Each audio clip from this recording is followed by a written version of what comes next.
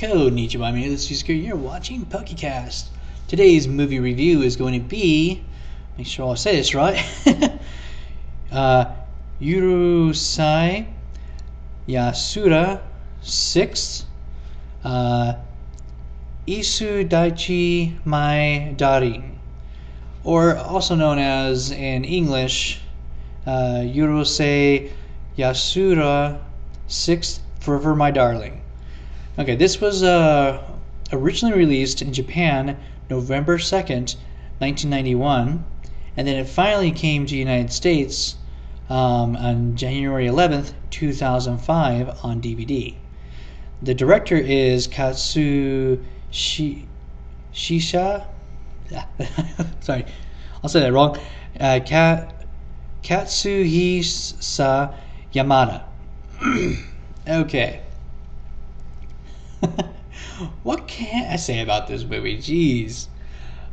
First of all, I guess the best way to say about this is, if you've never watched any of or read any of this manga before or anime, chances of you actually enjoying this movie are pretty high, because you just got to understand the character Ataru. And then if you're looking for a great new anime you're willing to be open about, then definitely give this one a try. The reason why I'm saying this is because Ataru Moroboshi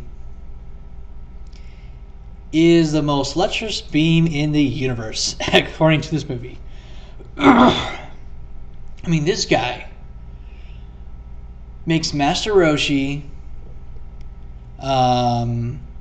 let's see, who else? Master Jiraiya, and any other perverted character look like nothing. I'm talking, this guy blows them out of the water. You know, yes, Jiraiya will actually try and sneak a peek at, naked girls and try to get into a public bath with naked girls if it's a joint bath and stuff like that. And of course, Master Roshi will try to fill you up if the opportunity is given to him, but only if the opportunities are really given to him, because he's not stupid. Ataru, on the other hand, if you're a pretty girl, this guy will run at you and grope you and try and go out with you as much as possible. I mean, this guy, you would want Excalibur as your sword more than being a girl being chased by this guy. We just put it that way. If you get that reference, you know exactly how bad Ataru is. Okay, so what is the concept of this one? Okay, so there's a princess. I guess she's the princess of the universe, or something. Well, she's a princess, and she needs Ataru Moroboshi, because she needs the most lecherous beam in the universe, the most perverted guy ever, to help her get this love potion. They come to Earth, and they try to capture him and all that, and then finally as she walks out, she's just like, "What is taking forever?" As soon as Moroboshi sees her, he's just like, "Oh, wow." And instantly the poor princess learns the hard way that this guy, it's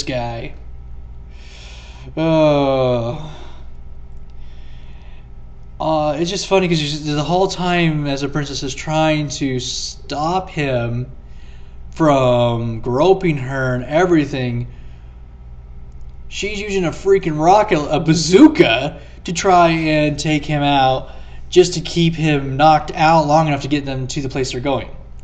And of course, poor Lim is trying to save her beloved.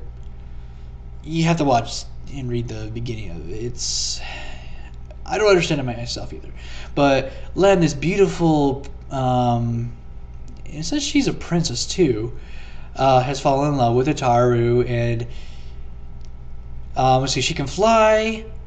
She's able to conduct static electricity at extreme voltage, which he usually uses on him, and sometimes the people around him if they are too close to Utaru, because of Utaru's pervertedness and her demanding that she is the only one that he's allowed to be with. Well, okay, so she is now devastated because her beloved has been kidnapped by another race of aliens, and she has no idea where it is. Her faithful friends are trying to be at least nice to her and help her find her fiance, even though they would rather just Utaru be dead, off and gone, and her move on. Not going to happen, type thing. So the movie just keeps on going on to where things go from bad to worse, but we get to see Utaru at his best because since he is this perverted lech, he's able to go and get this potion because only a person with his abilities... That sounds so wrong. His abilities of pervertedness. His undying pervertedness, paralysis, and aura, and evil chi of pervertedness. You'd have to watch the movie. I don't want to give too much away because it's just absolutely hilarious. Yeah, I was laughing throughout the whole thing just because since I already I've read a lot of the manga. I've watched several of the series. I've watched a couple of the movies already. It was actually really nice to see that they were able to let Motoboshi shine this way. That just still sounds so wrong. But they're able to show off a different trait of him that we already know, but bring it to the extreme. And it was just funny as heck.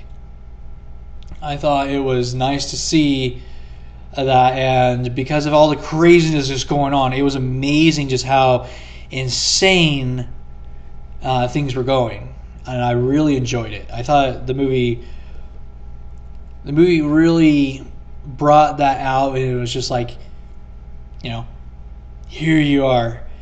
You guys wanted to see this? Okay, Motoboshi in full action. But the thing that makes it nice is that since it's not really focusing on Earth, and the main story is not focusing on Utaru and Lim's relationship, which is a really bizarre relationship.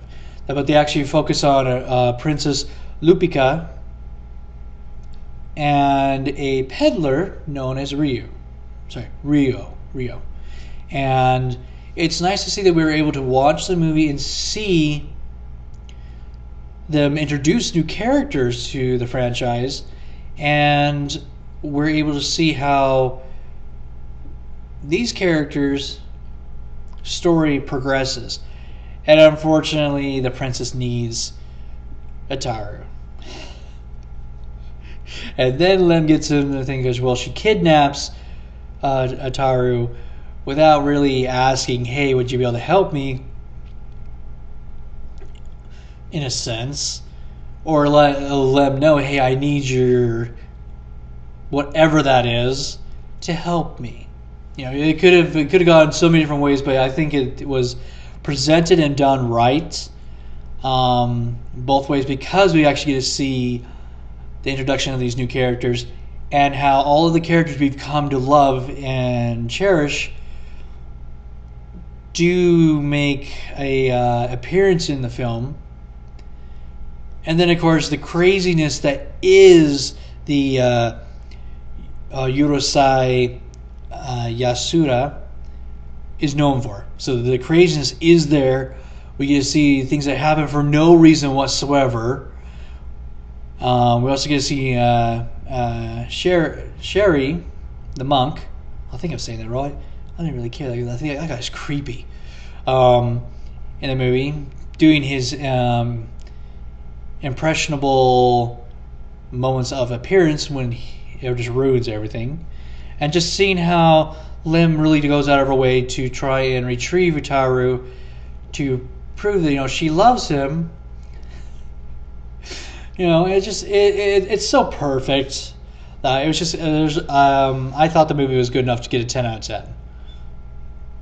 Just because it was just absolutely hilarious to see everything go down the way it did.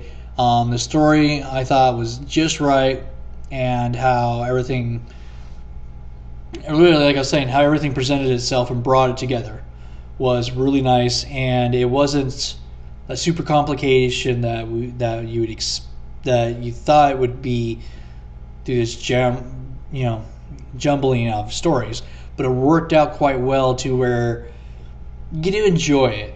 And plus, if you like those perverted characters, this is their king at his finest.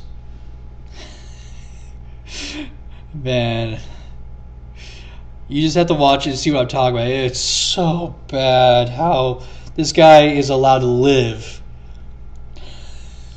and not be locked up. But yeah, if you guys are looking for a good one, this is one that I recommend to check out.